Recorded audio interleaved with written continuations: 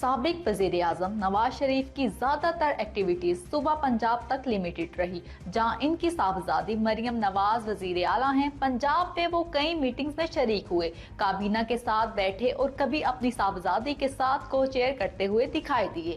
پنجاب کے بجٹ سے پہلے وہ کنسلٹیو میٹنگ میں بھی شامل ہوئے اور پروونسز کے میگا ڈیولپمنٹ پروجیکٹ کی بریفنگ لی۔ مئی میں لاہور میں ان کی رہائش گاہ جاتی عمرہ میں وزیر اعلیٰ Punjab Maryam Nawaz, deputy prime minister Ishaq Dar اور پرائم منسٹر شہباز شریف سے ملاقات ہوئی، جس میں انڈیا پاکستان کے بڑھتے ٹینشنز اور پاکستان کی طرف سے انڈیا کے خلاف آپریشن پر بریفنگ دی گئی۔ نواز شریف نے پارٹی لیڈرشپ اور رہنماؤں کے ساتھ بھی میٹنگز اور خطاب کیے، جس میں ملک کی پولیٹیکل سچویشن پر بات ہوئی۔ تاہم قومی سطح پر 27ویں آئینی ترمیم پر ان کی طرف سے کوئی سٹیٹمنٹ سامنے نہیں آیا اور وہ زیادہ تر لاہور تک محدود رہے۔